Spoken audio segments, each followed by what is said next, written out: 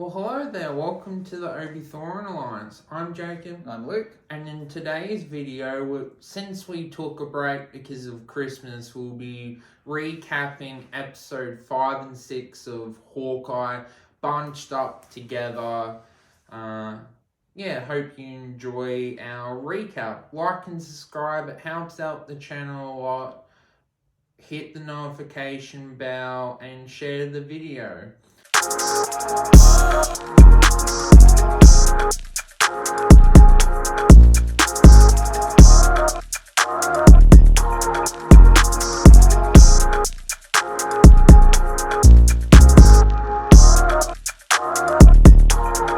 So I guess we'll recap what kind of happens in both episodes for the audience. I guess the main plots with episode 5 to start off with.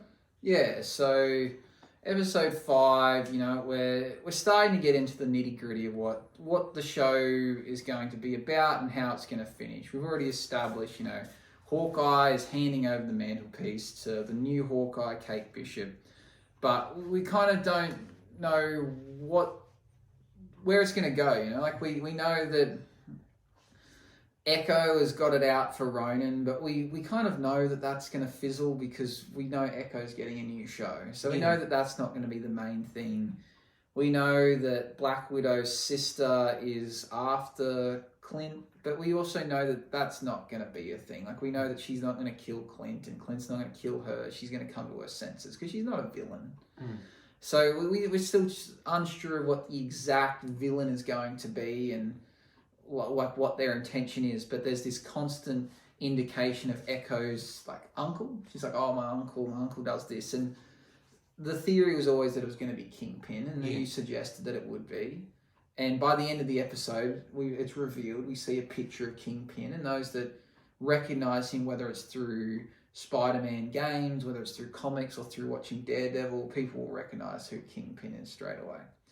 And we kind of get this idea that Kate's mother's involved in it somehow, whether she's an associate of Kingpin, whether she works for him, whether Kingpin works for her, whether she, what we don't quite know. We know that they are involved, and we see this photo, and she's got some kind of text message that says that this is the person that hired Black Widow to kill Ronin, which we were talking about this off screen, whether that makes any sense, because we're under the impression that Valentino at the end of the Black Widow movie kind of encouraged her to go take out Clint, saying this guy is responsible for killing his sister. Yeah.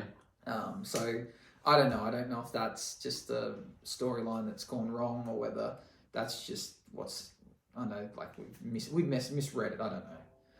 So that's kind of what comes from episode 5. And Jack gets arrested as well. Yeah. So Jack is her mother's fiance who, we're suspect of him. He claims he doesn't know much about sword fighting when Kate challenges him, yet when it matters, he can take her down. So it's really implied there's something suspect about him, but there's something likable as well. Mm-hmm. And then, we see him get arrested for possibly the murder of... Is it meant to be the murder of his uncle, or is he taken in for, tax or some kind of fraud or something? Yeah, fraud. Yeah, because they find that he is in some way tied up with a Kingpin, but we kind of work out that that's not the case. It's her mum that's tied up. So what comes from that, we see some kind of a fight, or not fight, it's like a funny scene involving... the Black Widow and Kate Bishop at Kate's apartment that kind of burnt down, and they try and make her really likable and funny, but do you think they do a good job? Well, it's hard to feel sorry for her. You sort of relate because, we went through the storyline with Natasha, but the problem is that she's saying, Ronin was such a killer, this and that. And the problem is, throughout the story, it's you're killer as well. Your excuse is that you were brainwashed because of what happened in Black Widow, but you're still taking out hits. So it's isn't it the kettle cooling, Yeah, the pot calling the kettle black. Yeah, so it's hard to take her like seriously, and then she's like trying to be funny and trying all this, but it's like I don't know. And then how they resolve that tension instead of her like going, oh yeah, just because of a song. I don't know. It was nice that they had that moment, but yeah. I think it's cool that they brought her in because the legacy of Black Widow can carry on.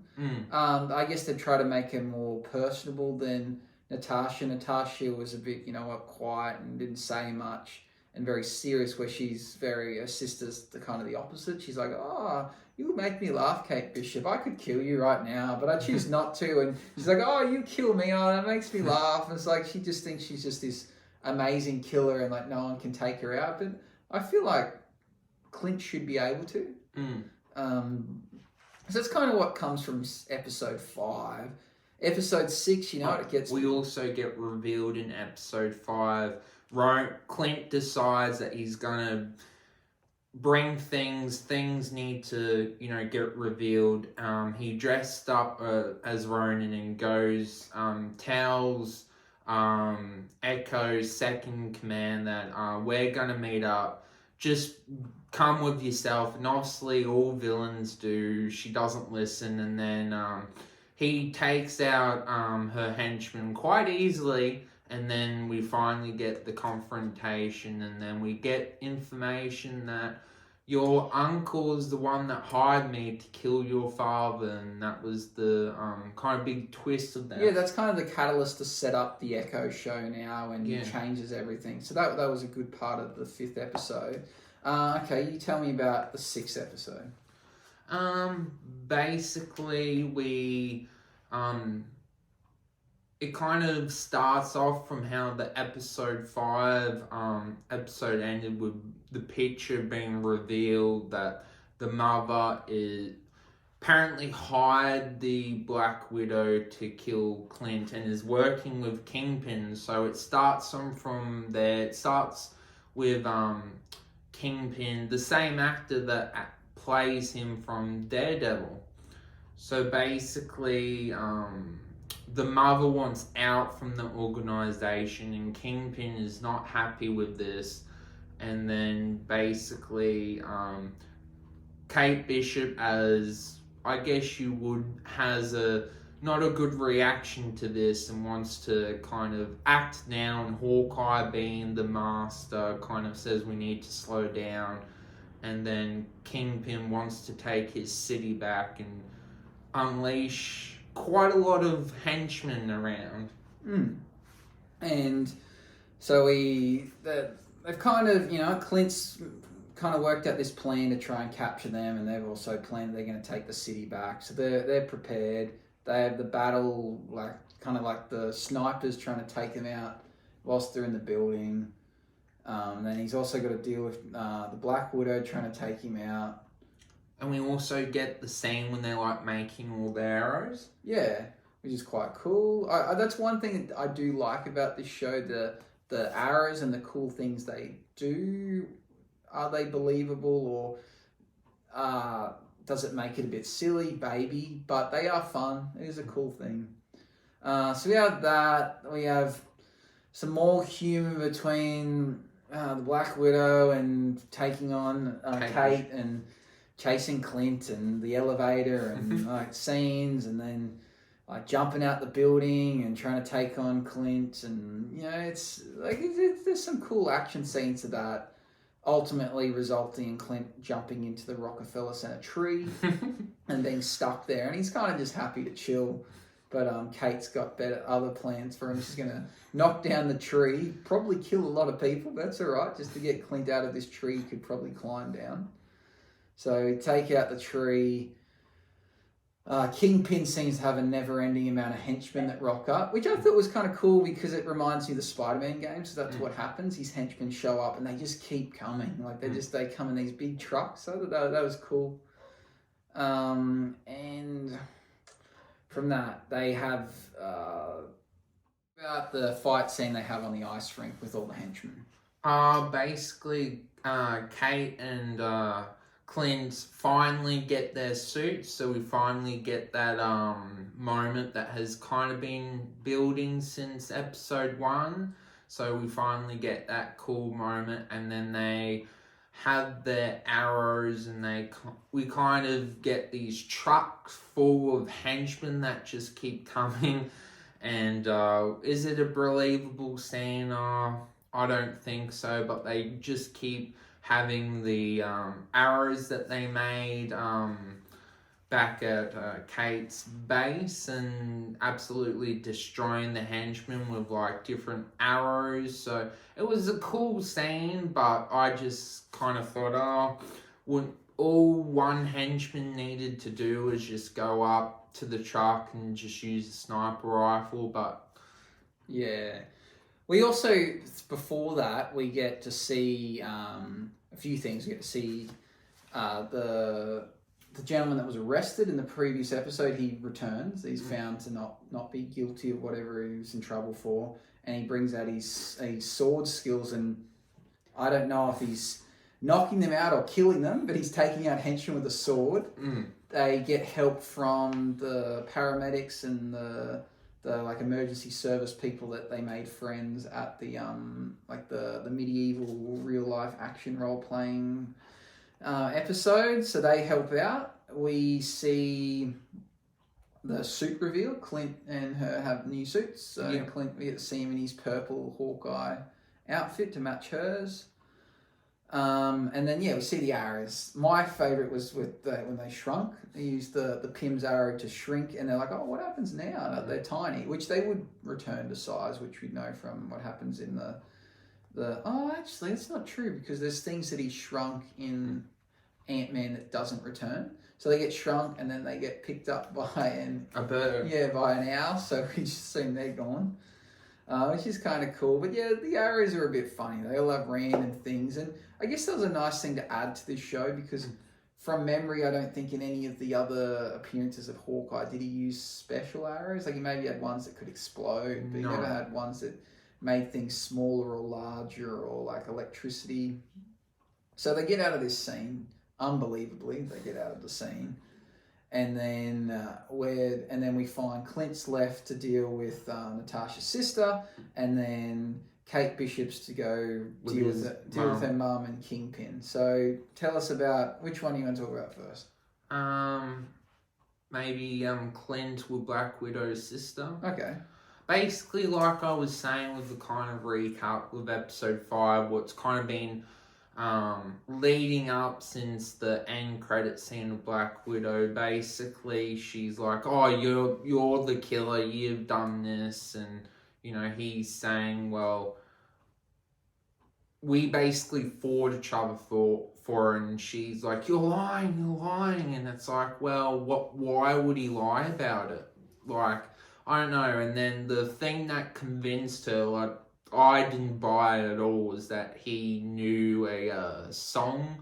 He remembered like a rhyme, and then it's like, oh, I miss her, and then it's like, it was lovely, but I don't know, she didn't buy any of the stuff that like he told, and then eventually it's like the writers needed something to convince her so Hawkeye didn't die. That's what it mostly felt like. I don't know what it could have been, but maybe just through chatting and persuasion, he could have convinced her, like, I didn't kill her, she's a hero, she sacrificed herself.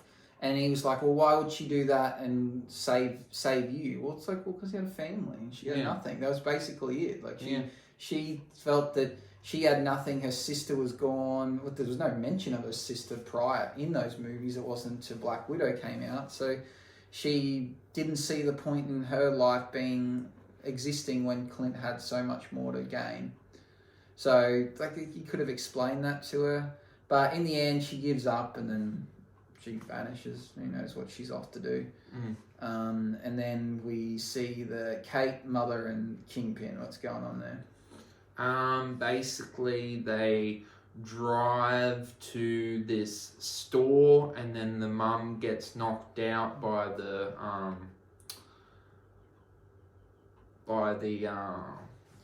Yeah, so like I think what the mum gets in the car and her driver's already been taken out. Yeah. And then Kingpin rips a door off, which we were talking about this before. I don't understand where his strength comes from. Like, it's not... No one's strong enough to rip off a door, except maybe the Hulk. So he rips off this door, and then the mother's kind of in trouble, and then like Kate comes and intervenes. You carry on. You're the one that's telling the story. Basically, they go into the store. The mum's kind of... the mum drives into him first. Yeah. And then that's what opens the door into, like, creates a wall in the store. And then we assume that Kingpin is kind of knocked out or passed out, but no, he's that super badass that he gets up, and then they have a boss fight, and then Kate wins. That personally, I didn't buy that Kingpin would have lost the battle, but Kate basically won the war because she had the arrows, so it was a fine fight. But because I personally watched Daredevil, I just found that the character would have won the fight, but you know. My thought is that I don't think she won and he's dead or anything. I just think he didn't have anything against Kate, so he wasn't really fighting to kill. He was just trying to get out of the room to get to Kate's mum. And then, so Kate had just like stunned him enough to buy some time. But the thing is, in the end, Kate lets her mum get arrested. Yeah. And so it's like, well, why didn't you just let Kingpin kill her then? Like, if you hate your mum that much. She's like, oh, I don't want her to die, but I want her to go to jail, though. So, yeah, so we're left with that, and that's kind of... Just, what, like, is there much more to the episode besides them making it home for Christmas? Basically, Kingpin runs off, and then Echo, we see this ending scene of a gunshot, and I'm pretty sure they did that because they want you to think that Kingpin's dead, but I don't think he is. No, I don't think he is either. The gunshot probably missed, or someone else that shot, and who knows? Yeah, who knows. But so they see that, and then he finally makes home for Christmas, which is what the show was setting up for, and he shows up to Christmas with a few guests. Yeah, his family, and then it is revealed that we see this symbol that his wife has at the watch. The shield symbol, yeah. Yeah, apparently all along his wife was a shield agent, so I guess that's a nice tie-in. I guess it makes sense because we'd assume how would have they met? Like, he's a superhero, so it makes sense. She was a shield agent. But the thing I was saying before that, bringing some guests, that he brings Kate and the dog along to Christmas. I don't know, I guess Kate's implied she has no one to spend Christmas with, so she goes there, and the wife didn't seem to mind.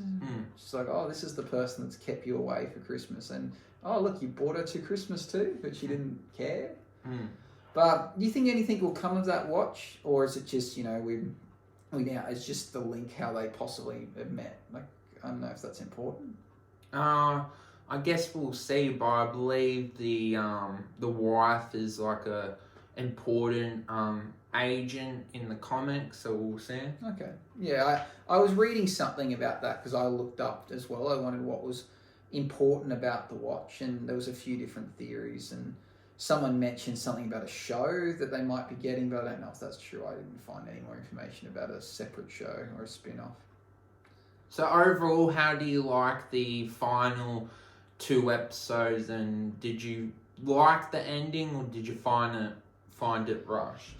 I'm happy with it because my expectations for this show, I was hyped from the trailer, and I think it lived up to it, but I wasn't expecting it to be amazing. To me, it was just a handing over the mantelpiece series, and it did that, and it didn't need to do any more. So I think it was fine. It introduced some characters. Yeah, I think the last 2 episodes finished it off nicely. It felt maybe somewhat rushed. I felt like the series was very bottom heavy. Like the first few episodes, all the main stuff happened right at the end, which I thought maybe could have been spread out a bit more. But they were fine episodes. A few little flaws and nitpicks here and there, but I enjoyed it. It was definitely a series that I think lived up to what I was expecting it to be. And do you like how they have Echo and Hawkeye now? She's getting her own show, or? Yeah, I do. I think it's. I don't care too much for Echo, but everything Marvel brings out seems to be quite good. So if they bring out another series and it follows her and maybe Kingpin, it'd be good. Did you think it was necessary how the second in command kind of was like, oh, I can't live the same life as you, and basically forced her to kill him in the end? Yeah, it's a bit odd. I also thought the age kind of mixed out because he seemed the same age as her. Yeah. But he supposedly was like the one behind the killing of her dad, which I just don't see how that links up. Yeah. But yeah, the whole tracksuit gang and like he couldn't change his lifestyle. I don't know. I'm sure he could have probably got away, or I don't know, or they fear of what Kingpin can do to them. Does Echo have enough? Is she good enough to have a standalone show either? I don't know. Like she's hard of hearing. She's deaf, but has other senses, and she can somewhat fight. But I don't know. She's no Daredevil, I guess. So yeah, I guess we'll wait and see. Well, thank you for helping, Luke. Look forward to watching our full review of the show. Hope you've enjoyed our solo episode videos. Let the force be with you. Bye-bye.